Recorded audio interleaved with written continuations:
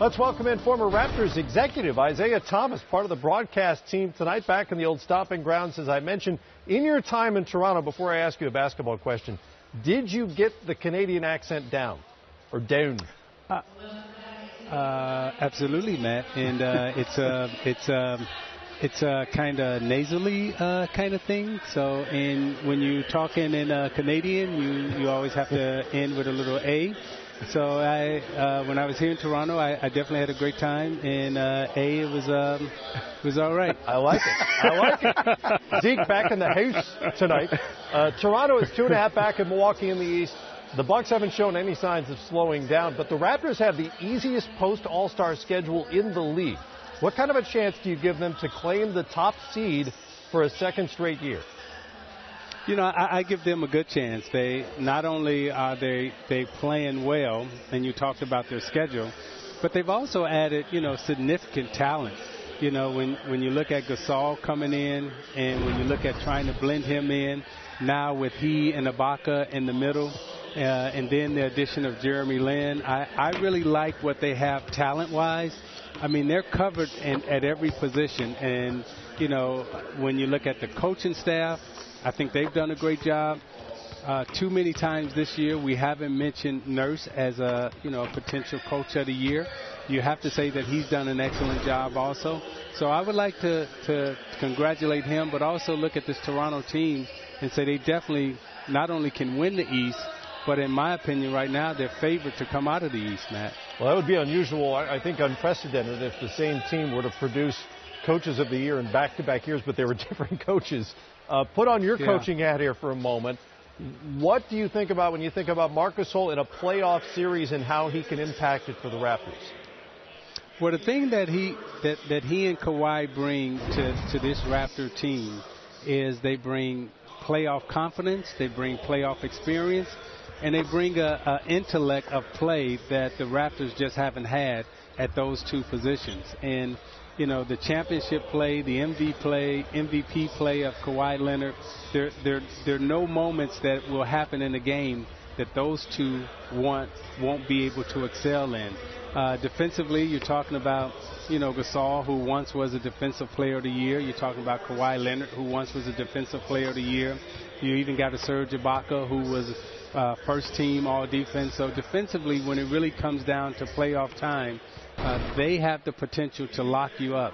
And when I look at their length, when I look at their lineup, this could be the most difficult defensive team to play against in the playoffs once it starts. Isiah, it's the guy you bailed out in Salsa Maggiore, Italy, by winning the All-Star game. We would have been the first to lose an All-Star game. So thank you for that. Let me ask you, have they given... turned me on to Salsa Maggiore. I had never heard of it, and that was my first experience, so I'm glad you took me there. Well, we had a great week together there. Is there enough perimeter shooting remaining with Toronto after the trades and they moved some of the guys out that were their long-range shooters? Do they have enough to surround a Kawhi, a Gasol, to help this whole thing out? Well, I think that's where Jeremy Lin could potentially help them, and he's got to be integrated into this team. Of course, he's got to shoot the ball when he's open. I think right now, talking to Coach Nurse, he was encouraging Jeremy to really be a little bit more aggressive offensively. But when you get traded to a new team, you're always trying to fit in. But Jeremy's one of those guys that I think can score the basketball. And not only can he score the basketball, but he can also distribute it. But I think it's also, Coach, is going to come down to, again, how Lowry performs in the playoffs. Can he shoot the basketball? Can he have good shooting nights during the course of the playoffs? And can he maintain his confidence? That's going to be a key at that point guard position.